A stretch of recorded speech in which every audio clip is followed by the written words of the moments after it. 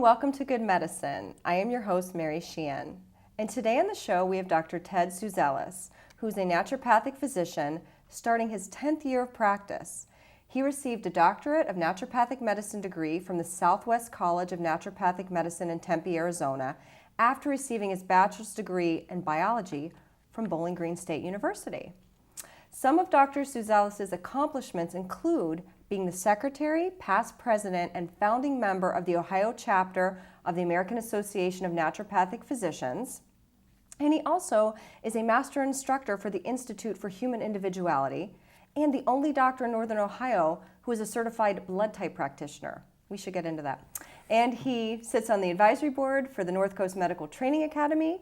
Dr. Ted is accepting patients at his offices both in Boardman and Newton Falls, Ohio. Welcome, Dr. Ted, Thank naturopath, to the show. Yay! So good to have a naturopath on the show. Today we were going to get, you've been on before and we've talked a little bit about the way a naturopath approaches the human condition or disease.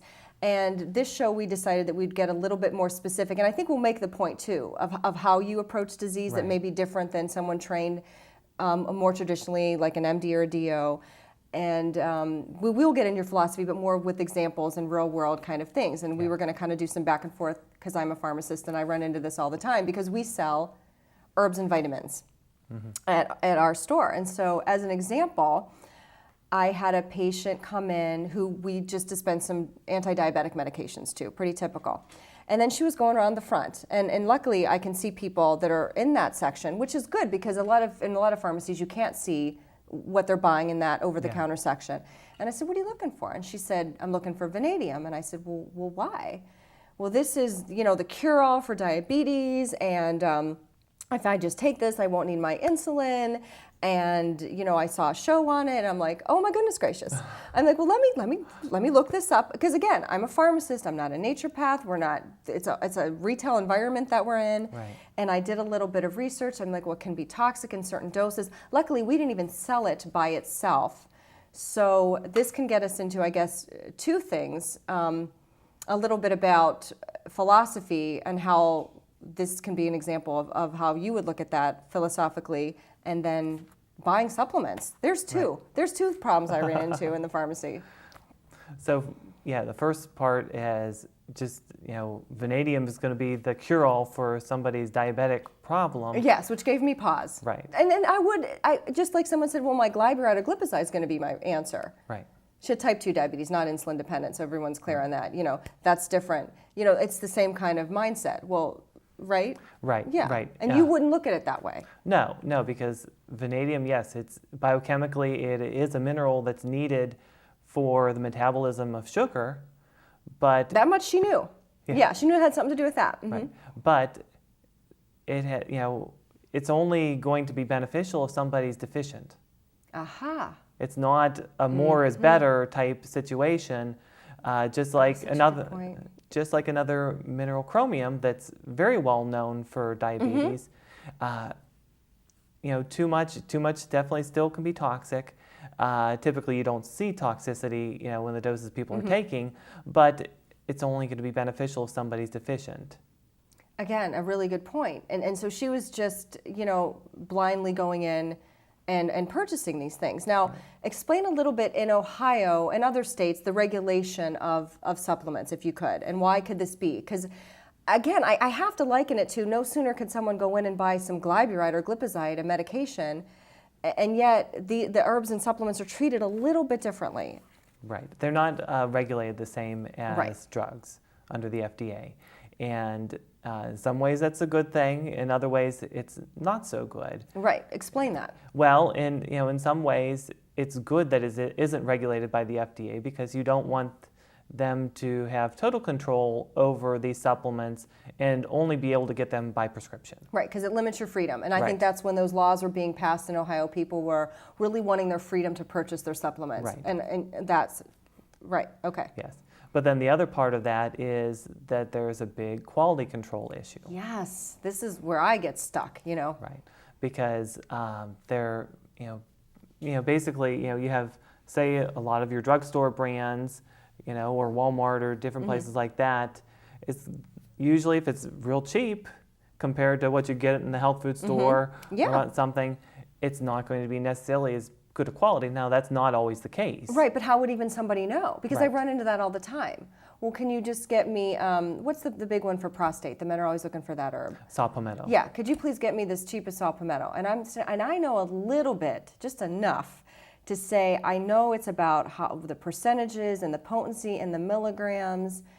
And I'm a pharmacist, so how does somebody know that they're buying a good quality herb or supplements? The only way you can know is if you have to do your research on the company. Wow. And know their quality control.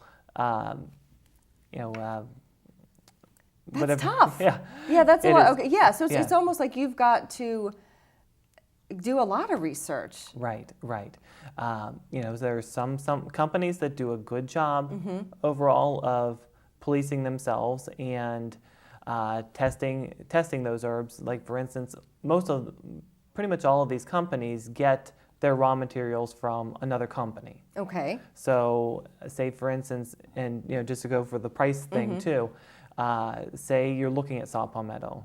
Well, the company that grows this herb, their way of getting the most money for their herb is by first giving the best portion to, say, professional companies that only sell to doctors. So they have the Really? So they have I didn't know that. so they have the best quality product, and it's going to be putting in some of these professional formulas.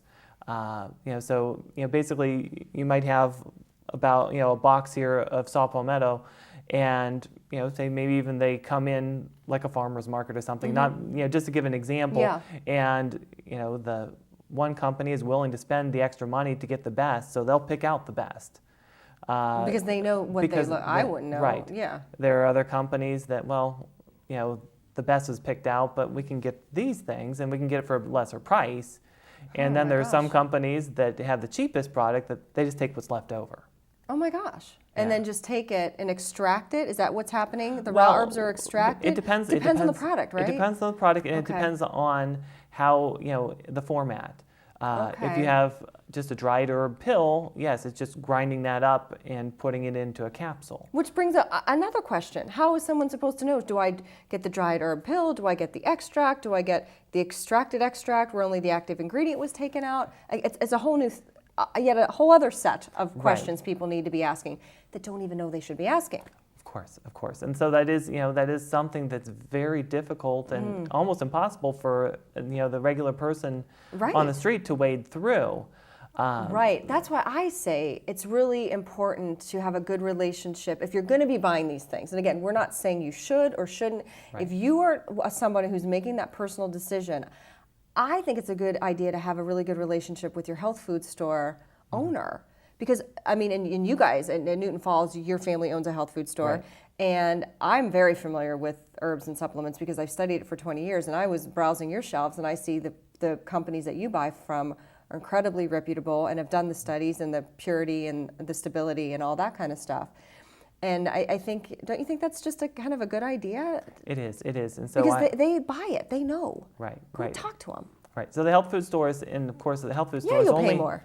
They only have a certain companies to pick from too. I mean, we Okay. have professional companies that I will give products to my patients. So are that there products that are only sold to professionals that would only Yes. sell to you? Whom else might they sell to? Physicians, chiropractors? Right. So that's called a right. quote unquote professional line? Yes. Kind of like at a hair salon. There's the professional hair color and then there's the stuff. I didn't know that. Yes. And so Wow. the companies that I use for my patients, I know the products, I know the companies, I meet the people, I know their quality control. So one of my favorite companies that I get whatever I can from, it's called Vital Nutrients out of either Connecticut or Massachusetts. But they, every single batch of product that they produce, they have an outside lab do a battery of testing. So So who has nothing to gain. Yeah, Right, outside. right. Non-biased. Right. So they test to make sure that it is the proper herb or vitamin, not just go by the word of their supplier. Right. Oh my gosh, Yes. great point. And make sure that it is the proper potency that is being claimed. That is, because Again. not only do you not want it to be underpotent, but certain things you don't want it to have too much. Just like a drug. If someone comes in with a prescription for, like a certain milligram of a medication, and I don't know if this is in here, I hope so, and I dispense it, it says 5 milligrams. Right. There's guidelines that are set up by the FDA that says that is 5 milligrams plus or minus a very small percentage. Right. And that's why physicians are very comfortable writing a prescription and giving it to a person to take into a pharmacy. That's not the setup here. Right. So what you're saying is the way you do it, it's kind of like that's how you're guaranteeing that whomever you're suggesting this to is getting the proper product and potency, just like a physician would with me as a pharmacist. Right. And then there's that's not the whole process too. You have to make sure that say any solvents for certain vitamins, in order to purify a vitamin, you need chemical solvents to extract it from the foods or other I don't think things. people know that. So what should we be thinking about these Well, solvents? so a lot of companies don't test to make sure that those solvents aren't in the product. Oh, they don't? No. So there could be trace amounts, and I'm sure not. Again, you don't know what you are getting. Right. That you might not want. Right. And then there's also, a wide variety of different contaminants depending on what the product is. So some companies test for those and some don't. Right. Oh my gosh. So say for instance fish oil, one of my. That's a great example because it's all the rage. Right. And it's and it's probably one of the ones that is the most important because it is. Tell us why, because people they want to buy the cheap stuff, and I kind of want to. Because it for one is an animal product. Okay. And so it can vary from batch to batch based on the fish they catch and, to get their oil. Okay. And so it depends on where you get that fish, how pure the source is. So that's something as far as, say, mercury, lead, arsenic, cadmium, chemicals like dioxins. People have heard about that. That's why we were worried about fish. Right. The water they're swimming in. It gets in their flesh. It gets in the oil. Yes. And it's extracted out. Right. And it could be in your supplement, is what you're saying. It could be, yes.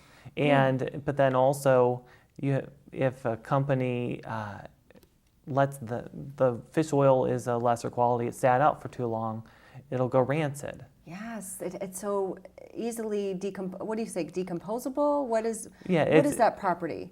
Well, it's like a really good olive oil. It's in glass and it should be kept cool. Right. Because rancid oil is going to have a totally different effect on the chemistry of the body, is it not? Yes, and that's why a lot of people complain about burping up a fishy taste for their fish oil. Yes, I've heard that. And that's because the fish oil that was in the capsule was already rancid.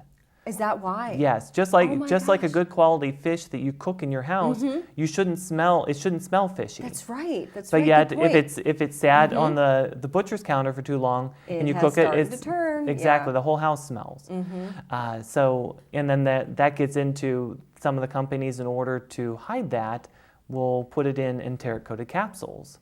So that it doesn't digest in the stomach, it digests in the small intestine, so you won't burp that up. You won't, which would be your clue that, hey, I'm not buying this again. Right. Oh my gosh. Right. Okay, so that's really important. Yes. So, like for instance, fish oil that I give to patients, I'll even give a liquid to give a higher potency for some people, and there's no fishy taste whatsoever. It's so incredibly pure. Yes. And you know that, so Right. you can do that confidently. Right. Okay. And so, a lot of companies will test a lot of these different parameters internally, but not with every batch. It'll sort of like a skip lot checking where they try to, they're hoping that they'll catch everything if they test every 3 to 5 or whatever batches.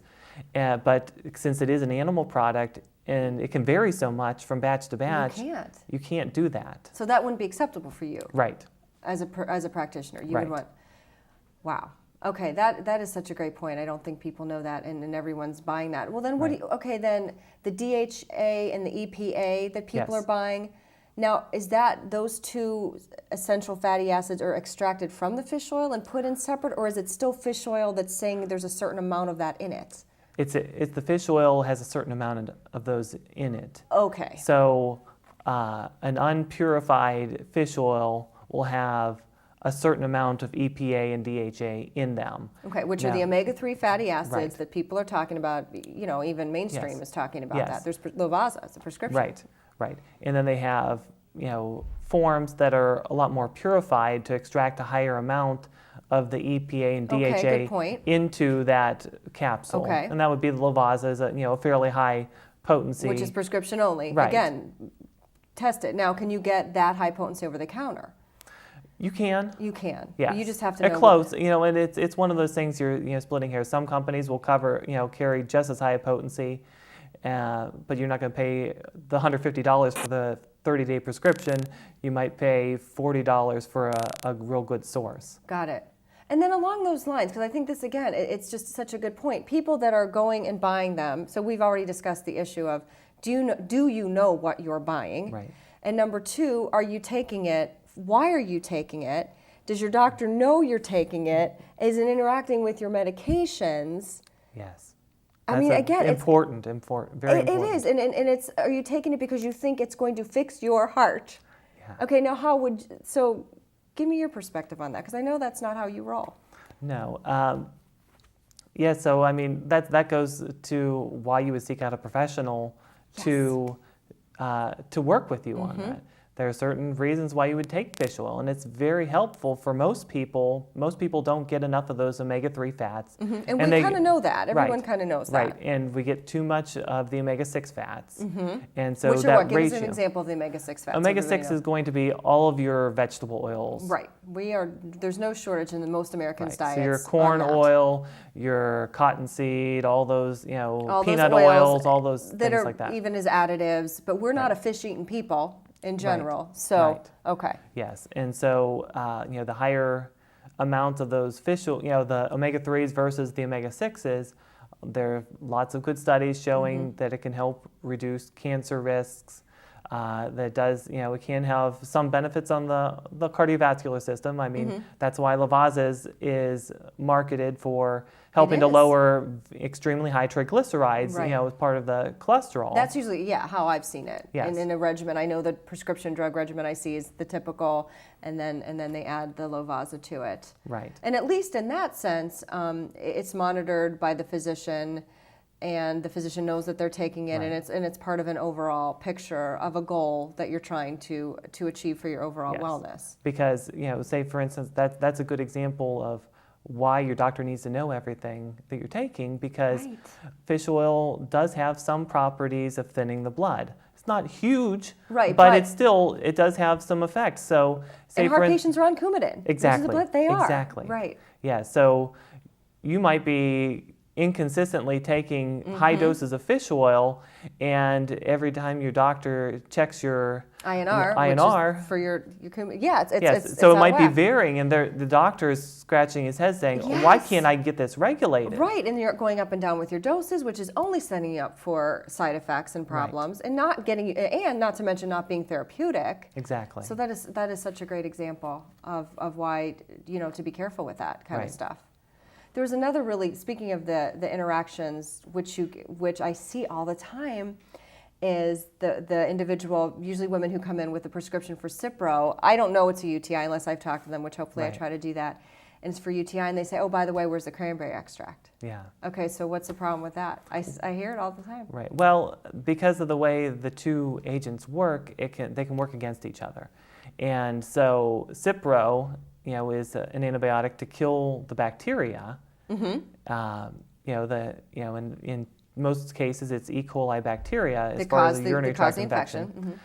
Cranberry extract, or if you get a very purified form of the active ingredient, which is D-mannose, which is the sugar, basically that's a sugar that this E. coli bacteria likes, and it'll let go of the bladder wall to grab onto and get flushed out of the body. Okay. Well, that doesn't allow for your body to kill that bacteria. So if it does reattach somewhere else, it reduces the effectiveness of the antibiotic, Right. basically. And it's something, I don't even think physicians know that. Right.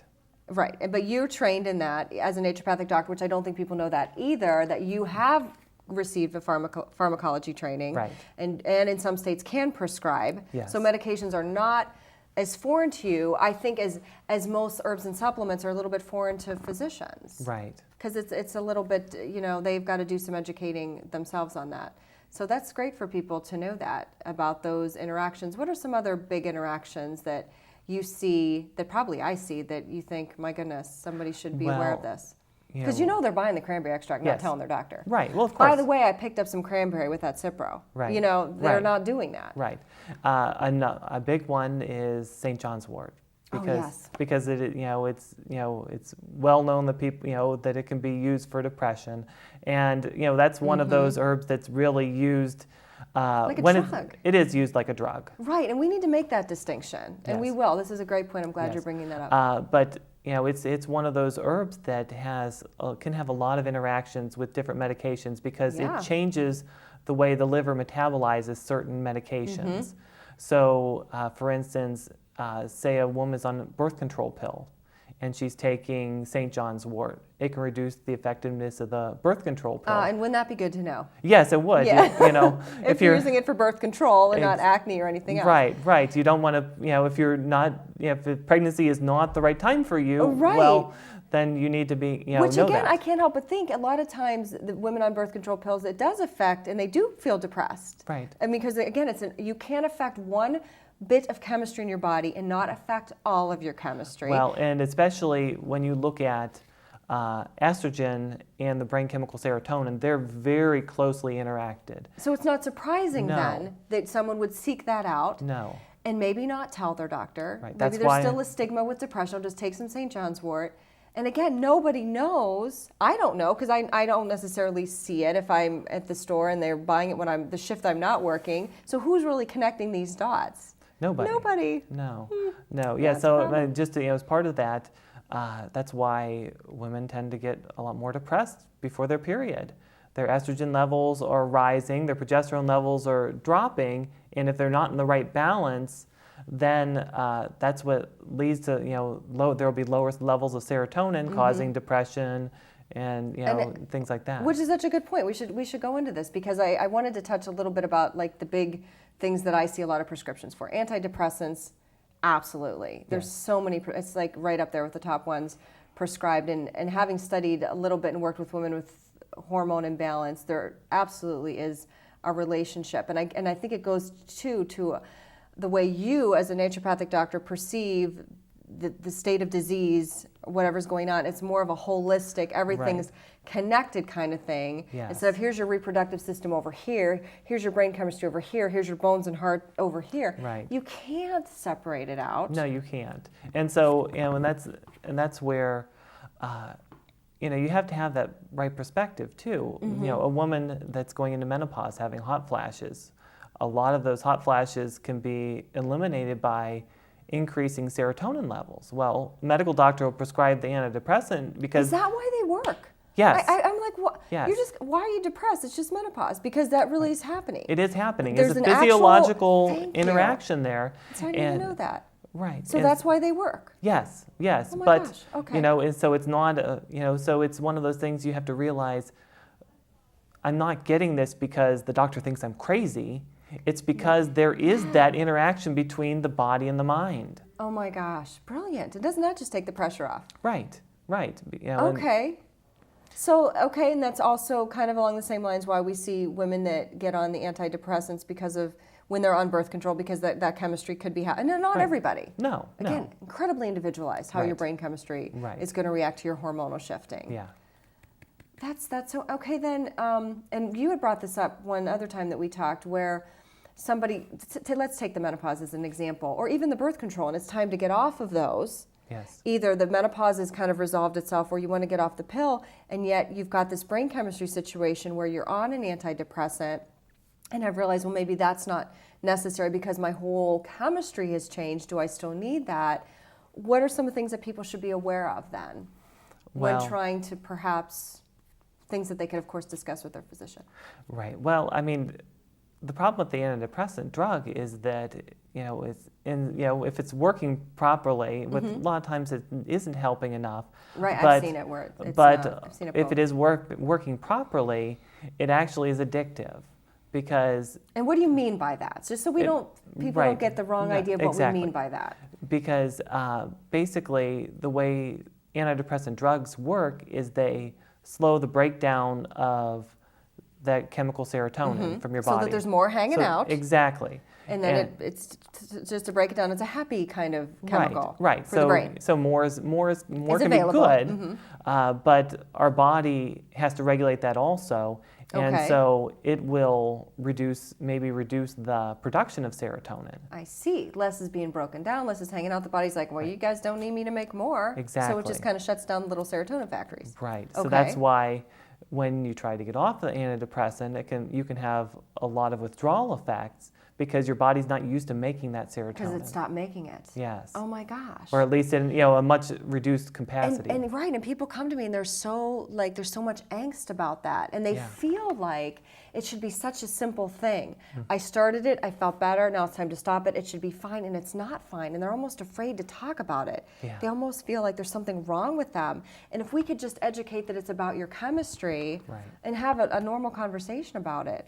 Okay, then that's such a great point. So there we are in this situation. I see it every day where this has happened. What can somebody then do? Is it a matter of weaning, like smaller doses to get the body, hey, you got to start making some, or is there something else? Some people, just weaning is going to be fine. Okay. Some people, that'll be perfectly fine and they'll do great with it. What I will do with patients is I actually have a lab that I can do a test to measure the levels in our body of that serotonin. Really? Or some of those other different brain chemicals to see what's going on. Interesting. And then we can, again, very individualized. Right, Okay. very individualized, yeah. And that way we have a better idea of what's going on. And what I would do as a naturopath is support the other pathways. The other different brain chemicals first. Make sure that all of those pathways are working properly. And these pathways get no press. What pathways are we even talking about? Well, I mean, we know about norepinephrine. That's another one that's used for a lot of the antidepressants.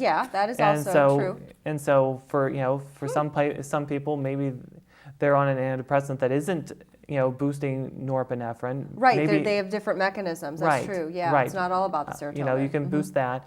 There's also GABA, which is thought of one of your main anti-anxiety, chemicals. Right, the Xanax and all those. And then there's dopamine, which goes along with cravings and addictions, and a lot can go along with that. And just I mean, they all interact. But it's so funny because I even forget about that, and I study that. Yeah. Like it's just not about one thing. Right. It's about a lot of things working together. Right. And so you're saying that there's ways to support those while someone's trying to make a transition. Right. And through different amino acids, you can some of these chemicals, all those neurotransmitters are typically made from amino acids, the building blocks of proteins.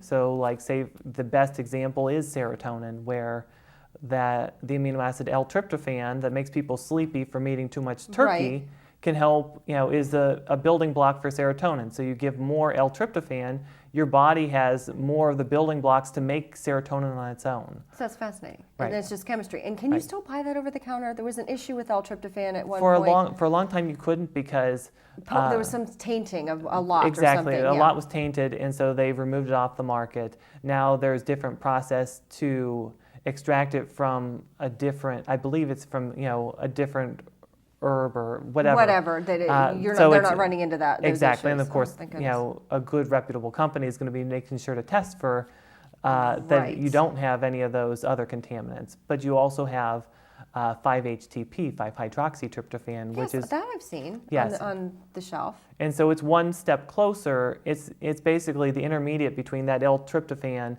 and serotonin. So it's the intermediate. And so some people do real well on that to help boost serotonin levels. And then again, I go back and I think, should people just be randomly messing with their own brain chemistry? And they don't even know that's what they're doing, right? All they know is, herbs are good, herbs are natural, supplements are good, supplements are natural, I'll just go buy one and away we go. And not telling their physician, and what if they're taking this on top of, say, an antidepressant? Right. My goodness gracious. Yeah, serotonin syndrome's not fun. Right. And I try to counsel patients on that because certain drugs interact and create that. And again, I just think, it's a double-edged sword. I am all for having the freedom, but I would like people to know that they need to just educate themselves on that. Right. And if they really want to go that route, if the physician isn't familiar or comfortable or doesn't know, then seek someone out who does. And maybe this Yeah. is a road you should not be going on down alone when you're trying to Well, do your yeah. chemistry, your brain chemistry. What are another good example I find that I have to always re-educate is when the physicians call in a prescription, they want vitamin D 50,000 units, twice a week. And you have to call on that technically because now vitamin D3 is available in a 50,000 unit capsule over the counter, whereas Yeah. D2 is available from prescription only. I'm confused about D2 and D3, and I know the physicians are. Well, D3 is the active form of the vitamin D. Okay, what does that mean to the layperson? So it means that the prescription vitamin D2, your body has to convert that After I eat it. Right, after you Okay. eat it, then it gets converted in your body to vitamin D3. And that's what the body uses to do all the good stuff that we know vitamin D Exactly. does. And that's a whole other show. Right. So anytime when you have biochemistry, your body's, these chemical reactions, some people, certain chemical reactions work better than others, and you also have certain cofactors, certain vitamins or minerals that are needed, and if you don't have enough, your body can't convert that as efficiently. And so, if you can just take the vitamin D3, then you're going to get the active vitamin and get all of the benefits. Right. So I always take an opportunity to educate. You Right. didn't tell me D2 or D3. Doctor, did you know that D3 is a little more bioavailable Right. than D2? Yeah, and with vitamin D, it's another one of those that we're seeing so many health benefits. We are. And again, people are, it's the panacea. Right. Right. And Right. but like we said, there is no panacea. And unfortunately, we're out of time. I feel like you should come back and we should talk about blood types and a few of the other things that you do. So we'll definitely invite you back. Okay. And you're saying yes right now? Do we have Yes, this on film? definitely. All right. Thank you so much for joining us on Good Medicine today. Thank you.